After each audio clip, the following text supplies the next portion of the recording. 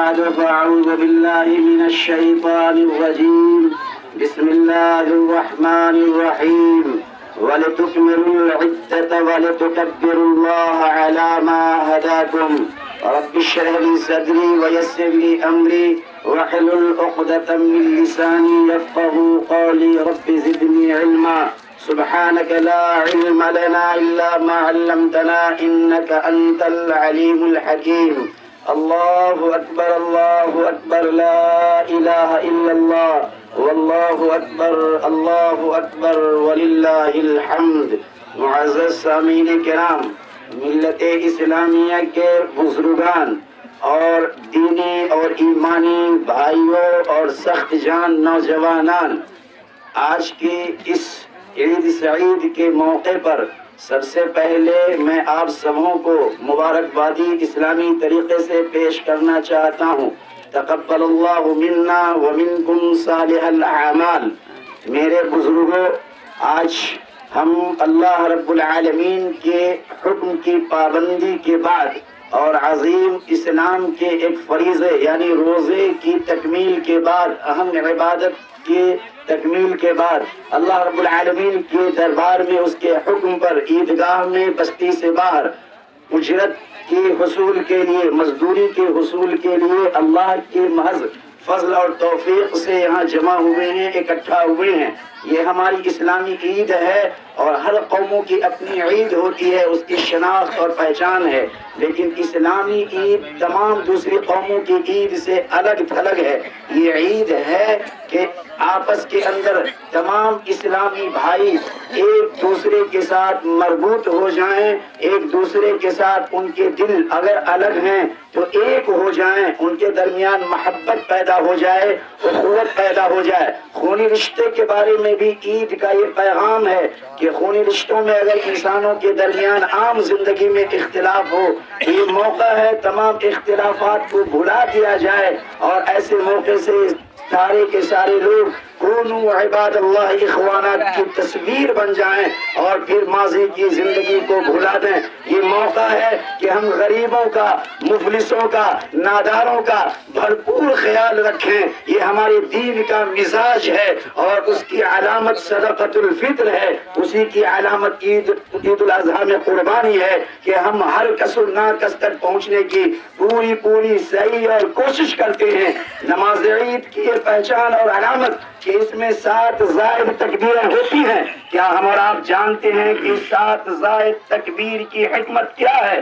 یہ 7 زائد تکبیریں اللہ اکبر اللہ اکبر، یہ نغمہ توحید اور کلمہ توحید ہے. یہی ہماری قوت ہے، یہی ہماری طاقت کا راز ہے. یہی دنیا کی دوسری باطل قوموں کے مقابلے میں کھڑے ہونے کے لیے ہمیں آمادہ کرنے والا کلمہ ہے.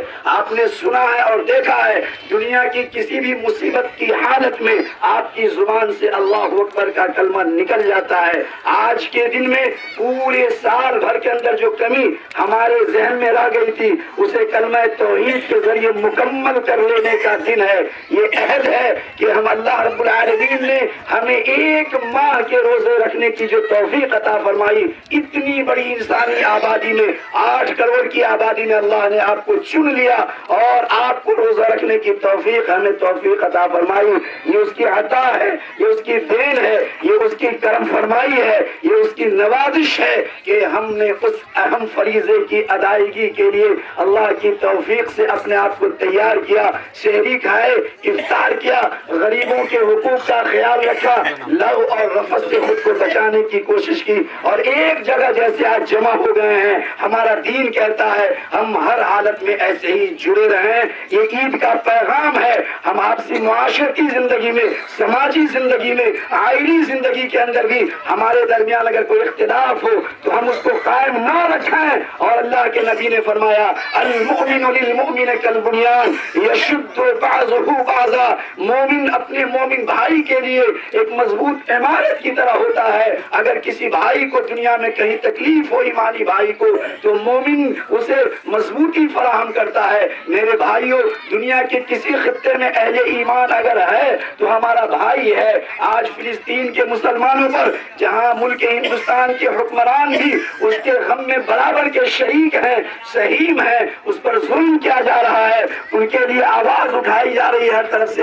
آج یہ ہمارا حق ہے کہ ہم اپنے بھائیوں کے لیے دعا کریں، ان کی عورتوں کے لیے دعا کریں، بچوں کے لیے دعا کریں کہ رب العالمین انہیں اس ظلم سے نکال دے، اللہ انہیں سکون عطا فرمائے، رب العالمین ہمیں آپس کے اندر مل جل کر رہنے کی توفیق عطا فرمائے۔ یہ ہمارے اتحاد کی، یکجہتی کی، یگانگت کی علامت اور پہچان ہے۔ ہم بکھر جاتے ہیں جبکہ اللہ نے ہمیں کلمہ توحید اللہ اکبر اللہ اکبر لا الہ الا اللہ واللہ اکبر اللہ اکبر وللہ الحمد کی بنیاد پر ہمیں اکٹھا کر دیا ہوا ہے۔ اس لیے ہمارے دل ایک ماہ کے روزے کے بعد صاف ہو جانے چاہیے، اور صاف ہو جاتے ہیں کیونکہ دل کی دنیا اتنی وسیع ہے کہ زندگی لگ جاتی ہے اس کو صاف کرنے کے لیے۔ ایک ماہ کے روزے کے بعد جب دل پاک ہوتا ہے تو دل کا تقاضا ہوتا ہے کہ پاک جسم پر کپڑے بھی صاف ہو اور چمکتے ہوئے لباس بھی ہو، جسم کے اندر خوشبو بھی ہو، ہمارے اعضاء و جوارح دل کے موافق ہو جائیں۔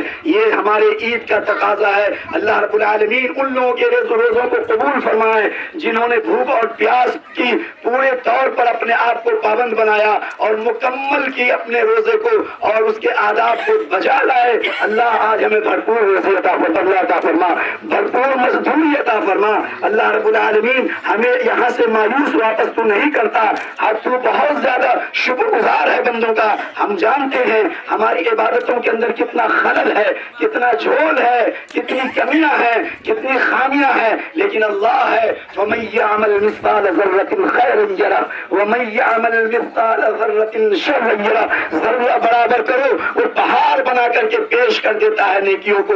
ہمیں اپنے اللہ کی عادتوں سے ہمیں بھی سیکھنا چاہیے۔ وہ اللہ رب العالمین معمولی بندے کی عبادت کو پہاڑ کے برابر اجر عطا فرما دیتا ہے۔ رب العالمین ہمیں یہاں جمع جب ہوئے ہیں تو ہمیں گزشتہ زندگی پر ہمیں غور کرنے کا تو نے موقع دیا ہے۔ مولا کریم ہم کو اپنی غلط عادات سے ہم دور رہنے کی ہم تجھ سے توفیق طلب کرتے ہیں۔ نبی کریم صلی اللہ علیہ وسلم نے فرمایا، راوی حضرت انس بن مالک رضی اللہ تعالیٰ عنہ ہیں، ان من الناس ناسا مفتاح للخیر ومغاليق للشر، مفاتیح للخیر ومغاليق للشر۔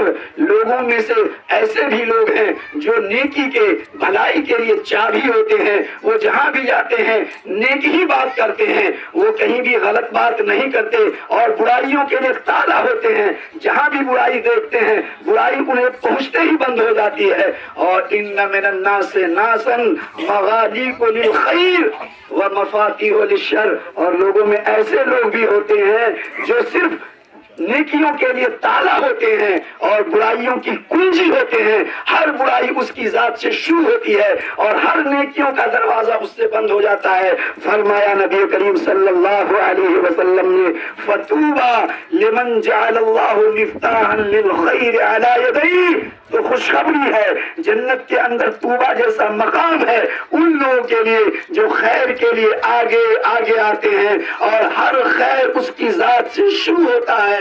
اور ایسے لوگوں کے لیے ویل ہے، ایسے لوگوں کے لیے تباہی ہے، جہنم کا وہ گڑھا ہے جو لوگ کے برائیوں کا جو کنجی ہوتے ہیں، برائی ان کی ذات سے شروع ہوتی ہے، خیر کی بات انہیں پسند نہیں آتی۔ رب العالمین آج عید کے دن تو ہم لوگوں کو مایوس نہیں کر۔ رب العالمین دعا ہے مولا کریم ہمارے روزوں کو، ہمارے بال بچوں کے روزوں کو، عالم اسلام کے تمام مسلمانوں کے روزوں کو تو قبول فرما لے۔ مولا کریم ہمیں اسی طرح اتحاد کے ساتھ، اسی خوبصورتی کے ساتھ، اسی صفائی کے ساتھ، ہم نہیں رہتے ہیں پیشاب بہت سے لوگ بغیر پانی کے کرتے ہیں جس کی سزا بہت سخت ہے، کتنے پاک ہیں، یہی تو ہماری پہچان ہے دنیا کی دوسری قوموں کے اندر۔ اس لیے ہم جب کسی کو دیتے ہیں، صدقہ کرتے ہیں، تو صدقہ کر کے اس کو بھول جائیں، فراموش کر جائیں۔ عیدگاہ میں جمع ہوئے ہیں، اللہ رب العالمین نے، اللہ کے نبی یہاں خواتین کو لے کر کے آتے تھے. ہمیں کوشش کرنی چاہیے ذمہ داران حضرات کو ان کی ذمہ داری ہے کہ عیدگاہ میں کیسے انتظام ہو کہ بستی کی خواتین وہاں پہنچے, بوڑھے پہنچے, بچے پہنچے, ایک ایک شخص پہنچ جائے. اللہ کے نبی صلی اللہ علیہ وسلم خطبہ دیتے, پھر ممبر سے اترتے, پھر خواتین میں جا کر کے خطبہ دیتے تھے اور پھر واعظ و نصیحت کرتے, اور بسا اوقات حضرت بلال کے کندھے پر آپ ٹیک لگائے ہوتے تھے اور آپ خطبہ دیتے اور ان کو نصیحت کرتے تھے. یہ ان کا حق ہے, اور محدثین نے لکھا ہے کہ علی الامام حق ان یخرج الی النساء, امام پر حق ہے کہ عورتوں کے درمیان جائے, انہیں وہ سمجھائے, انہیں واعظ و نصیحت کرے. اگر کوئی حائضہ عورت ہے, اس کے پاس کپڑا نہیں ہے, تو دوسری بہن اس کو کپڑا دے اور اسی حالت میں لے کر کے آئے اور وہ شریک ہو مسلمانوں کی دعاؤں کے اندر. ہم اہل حدیث کیوں نہیں کرتے؟ بہت ساری جگہوں پر یہ چیزیں ہو رہی ہیں, ہمیں انتظام کرنے کی ضرورت ہے. مولا کریم عید جیسے اس مبارک موقع پر ہم تمام لوگوں کو زیادہ سے زیادہ بھرپور ہمیں نیکی اور اجر اور بدلہ عطا فرما. یہاں سے لوٹنے کے بعد ہمارے دلوں کی اس پاکی اور صفائی کو ہمیشہ کے لیے تو قائم رکھ. ہماری جہاں بھی مجلس ہو, تکبیر اور تحمید کی ہو, اللہ کی بڑائی کی ہو, کبریائی کی ہو, اپنے بھائیوں کے لیے ہو. اب آئیے دعا کرتے ہیں. اقول قولی ھذا واستغفر اللہ لی ولکم ولسائر المسلمین من کل ذنب واستغفروہ